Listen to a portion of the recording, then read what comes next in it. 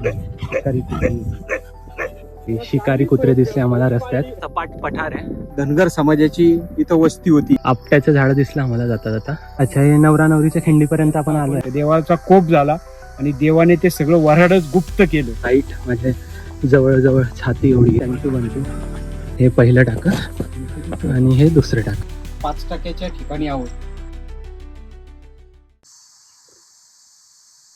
मध्ये मला विश्व हिंदू परिषद आणि संघाच्या काही लोकांनी शिवचरित्राच्या व्याख्यानासाठी बोलवलं होतं. त्या व्याख्यानाची सुरुवात मी एका काव्याने केली.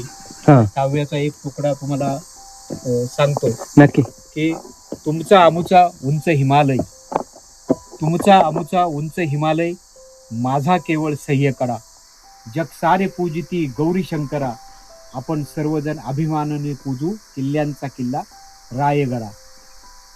त्याग आणि बलिदानाचं प्रतीक किल्ल्यांचा किल्ला कोंढाणा गडा. कोंढाणा गडाला तानाजी लढला, प्राण दिला पडला, म्हणून राजांनी त्याचं नाव ठेवलं सिंहगडा. सिंहगडाच्या बरोबर मागच्या बाजूला महाराष्ट्राचं दुर्गवैभव किल्ल्यांचा किल्ला प्रचंडगडा. प्रचंडगड प्रथमच स्वराज्यात घेतला म्हणून राजांनी त्याला तोरण बांधलं, म्हणून त्याचं नामकरण केलं तोरणगडा. तोरणगडाच्या बरोबर डाव्या बाजूला महाराष्ट्राचं दुर्गवैभव किल्ल्यांचा किल्ला, स्वराज्याच्या प्रथम राजधानीचा मान राजगडा. राजगडावरनं बरोबर 22 कोसांवरचं अंतर. त्या किल्ल्यावरती छत्रपती संभाजी महाराजांचा जन्म आणि शूरवीर सरदार मुरारबाजी देशपांडेचं बलिदान. किल्ल्यांचा किल्ला पुरंदरगडा. पुरंदरगडाच्या बरोबर समोर हाकेच्या अंतरावर काळ्या कुट्ट काताळाचा रुद्रमाळ उर्फ वज्रगडा. कठीण काताळाचा वज्रगडा. वज्रगड पाहून आपण असंच मागं फिरलं की आयुष्यात जन्माला आलो कधी तर जरूर पवन मावळ पाहायचं. पवन मावळात भव्य उंच किती तुंगगडा. तुंगगडाच्या बरोबर उजव्या बाजूला तिकोणागडा. तिकोणागड पाहून मधल्या रस्त्यानं माझगाव आंबावण्याचा घाट.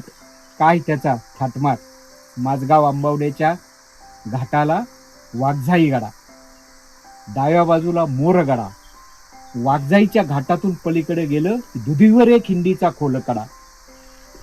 दुधीवरे खिंडीतून थोडं पुढं गेलं की डाव्या बाजूला महाराष्ट्राचं दुर्गवैभव किल्ल्यांचा किल्ला विंचू काट्याचा लोहगडा. लोहगडाच्या उजव्या बाजूला किल्ल्यांचा किल्ला महाराजांचं विश्रामस्थान विसापूर गडा. विसापूर तुंग तिकोणा पाहून पुन्हा वाघजाई गडाकडनं मोरगडाच्या खिंडीतून थोडंसं खाली आलं की चंद्रकोरीच्या आकाराचा कोराई गडा उर्फ कोरी गडा, लोणावळ्याच्या जवळचा. कोरी गडाच्या बरोबर समोर थोडंसं 5 किलोमीटर आलं की समोर दिसतो तो शिवलिंग गडा. शिवलिंगाच्या आकाराचा एक छोटेखानी किल्ला आहे तो शिवलिंग गडा. शिवलिंग गडाच्या बरोबर डाव्या बाजूला खाली किल्ले मोरगडा. तो मोरगड जांभूळपाडा म्हणजे सुधागड तालुक्याच्या हद्दीत आहे. डाव्या बाजूला किल्ले सुधागडा. परत आपण सुधागड पाहून मावळात आलो की किल्ले तैलबैला, बैलाच्या आकाराच्या शिंगाचा किल्ले तैलबैला कडा. तैलबैलाच्या डावीकडे किल्ल्यांचा किल्ला धनगडा उर्फ धनगडा. आता या किल्ल्यावर सुरतवरनं जे सोनं लुटून आणलं होतं ते घनगडावरती ठेवलं आणि त्याचं नामकरण धनगड केलं. तो आहे ॲक्च्युली धनगड, पण धन ठेवलंय, स्वराज्याचं धन तिथं ठेवलंय. असं जर शत्रूला कळालं तर तिथं कायम युद्ध होतील, म्हणून त्या किल्ल्याचं नाव बदलून धनगड ऐवजी घनगड केलं. त्यामुळे स्वराज्याचं धन सुरक्षित राहिलं. तो धनगड उर्फ घनगडा. घनगडाच्या डावीकडे उंच डोंगरावर भव्य असा कैलासगडा. कैलासगडाच्या डावीकडे वाकडी तिकडे वाट, तिथं किल्ले तामिनीचा घाट. तामिनी घाटाच्या बरोबर समोर किल्ले कोकणदिवा. कोकणदिव्याकडनं डावीकडे गेलं की विश्रामगडा, नंतर चांभाडगडा, नंतर रत्नागिरीचा रतनदुर्ग गडा. रतनदुर्ग गडाकडनं सुतारगडा. सुतारगडावरनं आपण रोहिडेश्वरकडे येतो. रोहिडगडानंतर केंजळगडा आणि या सर्व गडांच्या मध्यभागी किल्ल्यांचा किल्ला रायगडा. म्हणून प्रथम नमन रायगडा. तुमचा आमचा उंच हिमालय, माझा केवळ सह्यकडा. तुमचा आमचा उंच हिमालय, माझा केवळ सह्यकडा. किल्ल्यांचा किल्ला रायगडा, नमन तेथे रायगडा. अरे वा, खूपच छान. म्हणजे सगळेच किल्ले कव्हर केले की तुम्ही महाराष्ट्रात? या परिसरातले हा, रायगडचे रक्षण करते हे सगळे किल्ले आहे. आणि म्हणून ही किल्ल्यांची एक शृंखला आहे. हा, ही पुणे आणि रायगडच्या हद्दीवरती. रायगड तसा पुण्याच्या हद्दीवरतीच आहे. हा. तामिनी संपलं की लगेच रायगड लागतो. तर रायगडच्या रक्षणासाठी 24 किल्ले आहेत. हे 24 किल्ले मी आता तुमच्या समोर प्रस्तुत केले. आता आपण आपल्या मनाने विचारायचं की यातले आपण किती केले. पाहिले. म्हणजे भरपूर किल्ल्यांची नाव तुम्ही पहिल्यांदा ऐकलं असं वाटलं मला. म्हणून ही काही काही किल्ले असे आहेत की ते इतिहासात त्याला कधी पत्र लिहिलं नाही, कधी महाराजांनी ते बोर्डावर आणले नाही. कारण त्याच्या मागे महाराजांची छुपी योजना होती. परंतु आता ते किल्ले किंवा स्पॉट आपल्याला दुर्लक्षित असलेले स्पॉट आपल्याला पुढे आणायचे. आपला धायरी मल्हारगड आहे, हा सुद्धा एक कोंढाण्याचा उपकिल्लाच आहे. ते एक शिवकालीन टेहळणी नाका आहे. ते एक शिवकालीन स्थळ आहे. तर तिथं कायम काही मावळे मुक्काम करायचे. अच्छा. आणि त्या डोंगरावरनं जर काही शत्रू सैन्य चाललेलं दिसलं किंवा काही आपत्कालीन काही युद्धजन्य परिस्थिती दिसली की तिथं एका बांबूला ते गवताची हे बांधायचे, पेंडी. पेंडी पेटवून दिली की सिंहगडला इशारा जायचा. मग सिंहगडला इशारा गेला की सिंहगड जागृत व्हायचा. आणि मग सिंहगडला काही माल हवा असेल, दारू गोळा, तर तो या मार्गाने जायचा. आणि मग या मार्गाने हे पुण्यापासून एवढं 15-16 किलोमीटरचं अंतर. आणि मग तेवढं अंतर चालल्यानंतर डोंगरदऱ्यातून स्वाभाविक आहे घोड्यांना, बैलांना पाणी प्यायची, मावळ्यांना पाणी प्यायची गरज भासायची. आणि त्या पाण्याची तहान हे भागवायचं. हे इतकं ऐतिहासिक असं शिवकालीन ठिकाण आहे. आणि आपण आता त्या 5 टाक्यावरती आपण आता आहोत. तर या 5 टाक्याला ही आपली गंगाच आहे. जय महाराष्ट्र. जय महाराष्ट्र. मोरगडाच्या बाबतीत असं आहे की 2 मोरगड आहेत. जो पहिला जो मोरगड आहे तो पुणे जिल्ह्याच्या हद्दीत आहे, मावळ तालुक्यामध्ये आणि मुळशीच्या हद्दीवरती. तर त्याला रस्ता तुम्ही आपण वाघजाई जो डोंगर आहे त्या वाघजाईच्या डोंगरातून डाव्या बाजूला माझगाव आंबावण्याला जो घुसळ काम करणं जो रस्ता जातो, तर त्या रस्त्याला तो मोरगड आहे. त्या मोरगडावर काही अवशेष नाही आहेत, परंतु फार सुंदर ठिकाण आहे. आणि आजही तिथं मोर लांडोर नाचत असतात, म्हणून त्याला मोरगड म्हणतात. दुसरा मोरगड आहे त्याला 2 रस्ते आहेत. तर एका रस्त्याने तैलबैल्याकडनं खाली कोकणात उतरलं तर आपण त्या मोरगडाकडे जाऊ शकतो. पण तो मार्ग अतिशय खडतर आहे. तुम्हाला गाडी रस्त्याने जर जायचं असेल तर जो पेण पाली रस्ता आहे, म्हणजे पेण फाट्यावरनं डावीकडं पालीच्या गणपती देवस्थानकडे जाणारा जो रस्ता आहे, त्याच्याबरोबर मध्यभागी जांभूळपाडा नावाचं गाव आहे. त्या जांभूळपाड्याच्या गावातनं एक डावीकडं फाटा फुटतो, म्हणजे खोपोली जांभूळपाडा. आणि जांभूळपाड्यावरनं डावीकडे गेलं की मग वासुंड नावाचं एक गाव आहे. त्या वासुंडे गावापर्यंत गाड्या जातात. मग वासुंड्यामध्ये गाड्या लावल्या की किल्ला काही फारसा मोठा नाहीये, पर्वती एवढंच चढणं आहे, पर्वती एवढाच छोटे खाणे. तिथं मात्र किल्ल्याचे चांगले अवशेष आहेत, म्हणजे तटबंदी आहे, टाकं आहे आणि काही किल्ल्याचे बुरुज पडलेल्या अवस्थेत. आणि त्या डोंगराकडे बरेच दिवस लोक गेले नाहीयेत. आणि तो मोरगड कुठे होता तर हे आत्ता एका भटक्या पर्यटकाने एक 8-10 वर्षापूर्वी शोधून काढल्यानंतर मग आता पर्यटक तिथे जायला लागले. मी त्या किल्ल्यावर जाऊन आलोय, आपण लागले तर परत एकदा जाऊया नक्की. आणि धनगडाच्या बाबतीतही असंच आहे. त्याचं नाव घनगड आहे. महाराजांनी घनगड नाव दिलं, परंतु ऍक्च्युअली तो आहे धनगड. त्याच्यावर स्वराज्याचं धन ठेवलं. तोही छोटे खानीच किल्ला आहे, परंतु अतिशय दुर्मिळ भागात आहे. त्या भागात मुस्लिम सैन्य सुद्धा कधी पोचलं नाही. इतक्या दुर्गम ठिकाणी तो आहे.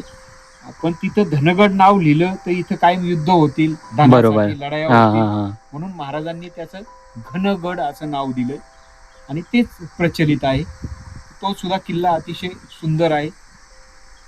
आणि कैलासगड जो आहे तो मुळशी तामिनीच्या घाटातून, जिथं टाटा पॉवर लाईनची ती जुनी पाईपलाईन आहे, बरोबर. हा. पाईपलाईनच्या उजव्या बाजूने कैलासगडाला जायचा रस्ता आहे. कैलासगड मात्र उंच, चढायला तास दीड तासाची उभी चढण आहे. गडावरती किल्ले तटबंदीचे अवशेष आहेत. फार सुंदर आहे. धन्यवाद. भरपूर किल्ल्यांची माहिती दिली तुम्ही आज. तू कैलासगडला गेलता? नाही. नाही. आणि मोरगड पण मोरगड बाकी आहे, मोरगड वाघजाई बाकी आहे. हा? वाघजाई. वाघजाईगड आहे. हा. असे नंतर समोरचा हा तुमचा शिवलिंगगड. हा. शिवलिंगगड बरोबर लोणावळा खंडाळ्याचा जो स्पॉट आहे की आपण ज्याला टायगर पॉइंट म्हणतो, हा. टायगर पॉइंट आणि लायन्स पॉइंट, त्याच्याबरोबर समोर एक शिवलिंग आकाराचा एक डोंगर आहे, तोच शिवलिंगगड. ऍक्च्युली तो गड नाहीये, पण ते स्वराज्याचं एक महत्वाचं ठिकाण आहे. तो टेहळणी नाका आहे, बरोबर. मावळे काय मुक्कामी असायचे. आणि उजव्या बाजूला ड्यूक्स नोच म्हणजे नागफडी आहे. अच्छा. नागफडी सुद्धा शिवकालीन आहे. त्याला इंग्रजांनी ड्यूक्स नोज असं नाव दिलं, कारण नागासारखं आहे. नागासारखं दिसतं म्हणून. परंतु इथं वरती जे ठिकाण आहे तिथे एक देवीचं मंदिर आहे, एक शिवलिंग आहे आणि तिथं एक टाकं आहे असंच. अच्छा. त्या टाक्याला सुद्धा ड्यूक्स नोजवरच्या अखंड पाणी असतं. आणि ड्यूक्स नोजच्या नागफडीच्या थोडं अलीकडनं त्या ठिकाणावरनं एक रस्ता खाली कोकणात उतरतो. तर महाराजांनी ज्यावेळी कारतलब खानाचा पराभव केला उंबरखिंडीत जाऊन, त्यावेळी महाराज नागफडीच्याच मार्गाने उंबरखिंडीतून खाली उतरले. अच्छा. मी त्या उंबरखिंडीत पायी मार्गाने पुण्यातून खाली रायगड जिल्ह्यात उतरून त्या उंबरखिंडीला गेलो. अनायसे माझी एक चुलत मावशीच ते गाव असल्यामुळे माझ्या मावस भावाने मला तिथले अनेक ऐतिहासिक स्थळं दाखवली. तर तिथं समरभूमी उंबरखिंड म्हणून एक आता स्थान निर्माण केलंय आपल्या पर्यटकांनी, की जिथं कारतलब खानाचा पराभव केला. ती खिंड सुद्धा अतिशय सुंदर आहे. तर आपण उंब्र म्हणून गाव आहे, देवनाव म्हणून एक गाव आहे. पूर्वीच्या काळी देव आणि गंधर्व तिथल्या नदीमध्ये न्हायले, म्हणून त्याला देवनाव असं त्या गावाला नाव पडलेलं आहे. देवनाव नंतर चावणी फाटा आहे. चावणी फाट्याकडनं आतमध्ये 5 किलोमीटर आतमध्ये जंगलात गेल्यावर उंबरखिंड आहे. उंबरखिंड अतिशय ऐतिहासिक आहे. आणि तिथं एक आंबा नदी आहे. आंबा नदीच्या त्या कोपऱ्यावरतीच महाराजांनी कारतलब खानाला आणि रायबागेन देशमुख नावाच्या एका हिंदू परंतु औरंगजेबाच्या दरबारी कामाला असलेल्या स्त्री सरदारिणीला, त्या दोघांना तिथे त्या खिंडीत गाठून मोठी लढाई झाली आणि त्यात महाराजांचा विजय झाला. कारतलब खान आणि रायबागीन बाघिनीला महाराजांनी जीवदान दिलं आणि परत स्वराज्यावर चालून येणार नाही असं त्यांच्याकडनं लेखी घेऊन त्यांच्याकडनं प्रचंड धन संपत्ती, त्यांची शस्त्रे, हत्यारं, घोडे हे सगळं महाराजांनी जप्त केलं आणि त्यांना धर्मवाट देऊन सोडून दिलं. पण त्या धर्मवाटेनंतर रायबागीन देशमुखीन ही बीडकडची ती परत तिकडं गेली आणि परत तिला शिवाजी महाराजांच्या स्वराज्याच्या कार्याची महती पटली. नंतर तिने आतून स्वराज्यालाच मदत केली आणि कारतलब खान महाराजांच्या भीतीनं परत कधीही महाराष्ट्रावर चालून आला नाही. त्याला नंतर शाहिस्ते खानाने दग्याने मारला. मस्त. आपण ऐतिहासिक 5 टाक्यावर आहोत. हे 5 टाकं म्हणजे हा छोटा जरी डोह दिसला पाण्याचा, परंतु त्याला शिवकालीन इतिहास आहे. हे अतिशय महत्वाचं असं ठिकाण आहे. किल्ले कोंढाण्याला जसवंत सिंहाचा वेढा होता आणि राजपूत सरदार जसवंत सिंह वेढा देऊन बसलेला होता.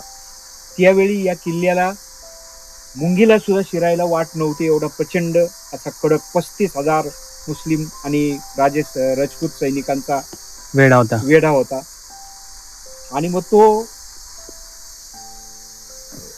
राजपुतांचा वेढा इकडं तिकडे शाहिस्ते खान लाल महालात बसलेला आणि तो पुण्याच्या अवतीभोवतीच्या सर्व गावांना त्रास देत होता.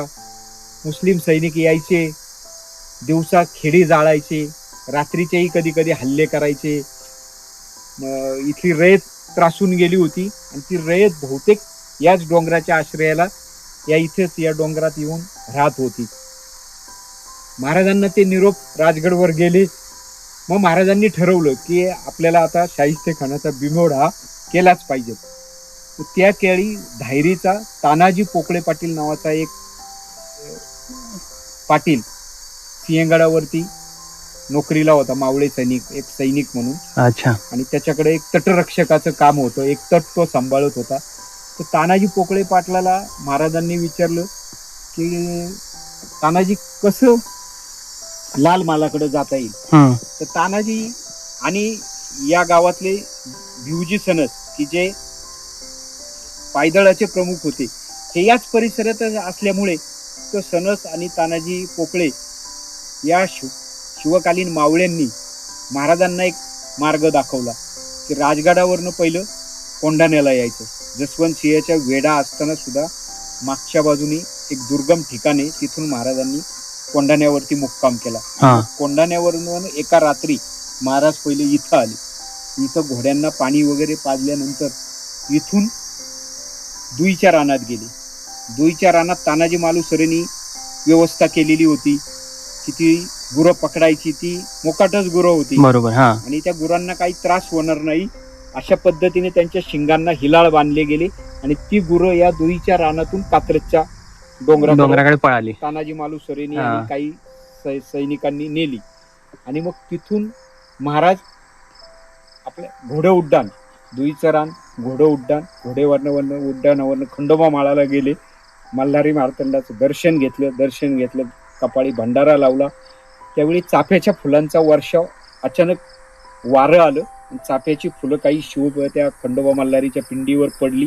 त्यावेळी मंदिर नव्हतं आणि तिथं महाराजांना एक साक्षात्कार झाला की आपण ज्या कामाला चाललोय त्या कामाला भगवंत यश देईल, असं महाराजांना तिथं साक्षात्कार झाला. आणि मग महाराजांनी ठरवलं की तिथं मंदिर बांधायचं.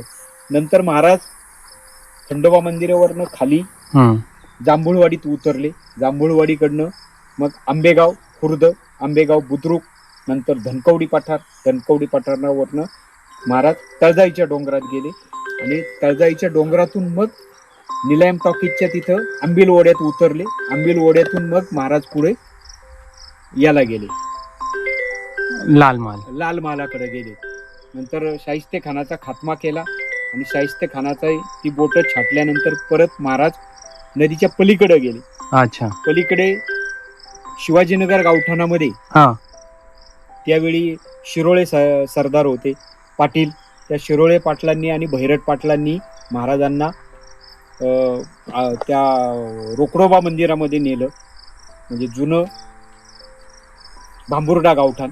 अच्छा. आता आपण शिवाजीनगर म्हणतो. त्या मंदिरातून तिकडे पाषाणला नेलं. पाषाणला निमन पाटील आणि रानवडे पाटील या शिवकालीन सरदारांनी त्यांना मग पाषाणमध्ये पाषाणला जे सोमनाथ शंकराचं मंदिर आहे सोमेश्वर, बरोबर, सोमेश्वराचं महाराजांनी दर्शन घेतलं. आणि सोमेश्वराचं दर्शन घेऊन महाराज वारज्याकडं मधून डुक्करखिंडीच्या बाजूने आले. डुक्करखिंड ही सुद्धा ऐतिहासिक आहे, ती आत्ताची नाहीये. आत्ता फक्त लोक तिथं जात आहेत.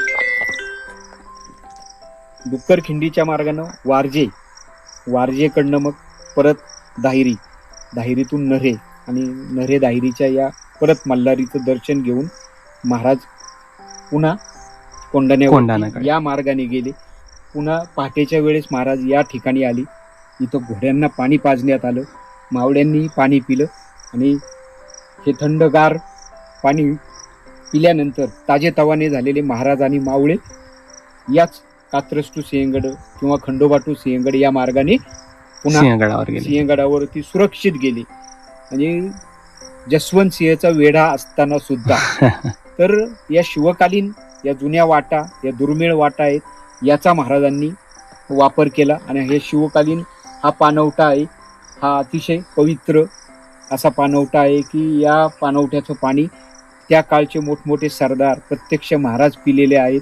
आणि आपलं भाग्य की आपल्याला या 21व्या शतकात सुद्धा आपल्या पूर्वजांचा हा वारसा आपल्याला मिळालेला आहे. तो जतन करणं आता हे आपलं काम आहे. आणि ते काम करण्यासाठी आपण शरीरात जोपर्यंत प्राण आहे तोपर्यंत हा वारसा जतन करायचा आहे. छत्रपती शिवाजी महाराज की जय. धर्मवीर संभाजी महाराज की जय. जय शिवाजी. जय शिवाजी. जय जय भवानी.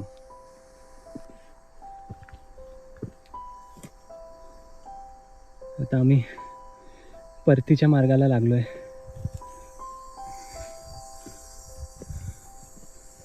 आणि हे चंगूमंगू अजून आमच्या बरोबर आहेत.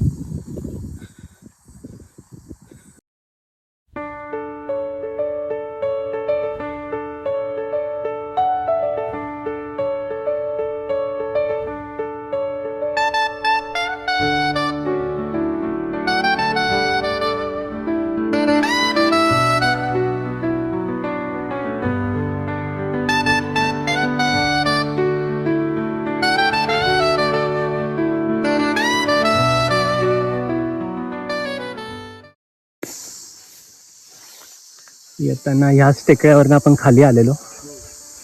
आता तेवढंच चढायचंय. 7 किलोमीटर गेलो. हां. अजून पुढे 7 चाललो की PM. आता आम्ही परत नवरा नवरीच्या खिंडीजवळ जातोय. हा डोंगर आपण जो चढलेलो तो उतरतोय आता.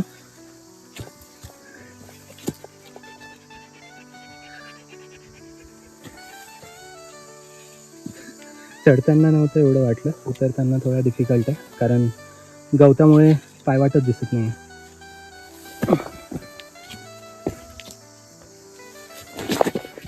रस्ता दिसतच नाहीये.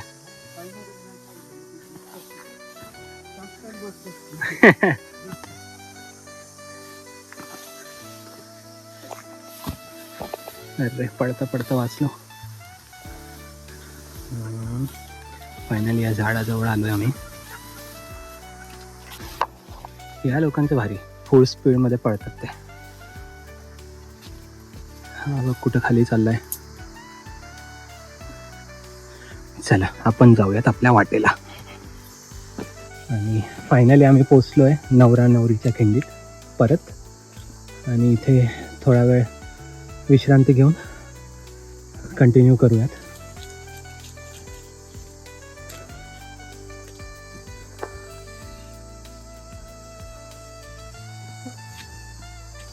या रस्त्याने आपण खाली आलो. आता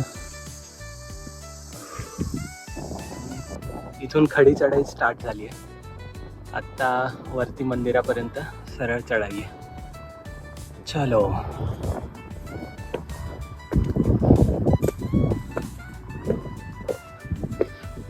आज ऑलमोस्ट आम्ही 15-1 किलोमीटर चाललो असो येऊन जाऊन. मागे बघत असाल तर इतकं छान वातावरण झालंय. हे बघा. आणि तो दूरवर दिसतोय सिंहगड.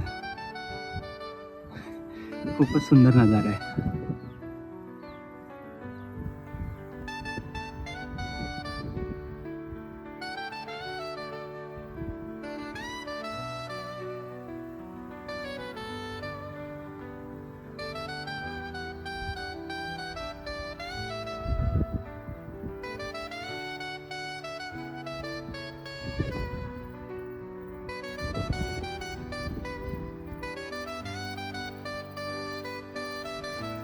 आणि अशा प्रकारे आपण परत खंडोबा मंदिरात येऊन पोचलो. खूपच टायरिंग ट्रेक होता बट मजा पण तेवढी झाली. जय खंडेराय.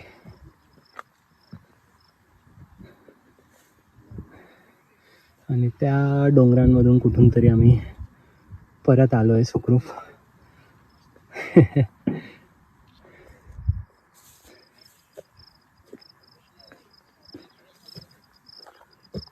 सो फायनली कंप्लीट केला आहे आजचा ट्रेक आपण 5 टाक्यापर्यंत. आणि आता वेळ आली आहे आपला ब्लॉग संपवायची. खूप मजा आली. उमेशदादा पोकळे यांनी खूप छान माहिती दिली आणि माहीत नाही ते जर नसते तर हा ट्रेक झालाच नसता. सो त्यांना खूप खूप धन्यवाद. आणि जे काम ते करत आहेत वृक्षसंगोपनाचं किंवा मंदिरासाठी त्याच्या जीर्णोद्धारासाठी जे काही काम ते करत आहेत खूप वाखाणण्याजोगे आणि त्यांचं खूप खूप धन्यवाद. सो आता मी खाली जात होतो. मला एक फेलो यूट्यूबर भेटला है जो गेमिंग करतो. तर क्या है आपके चैनल का नाम? Ashish Dal. So guys please subscribe. So संपूया आजचा व्हिडिओ इथेच. बघत राहा. Stay tune for next video and please like share and subscribe.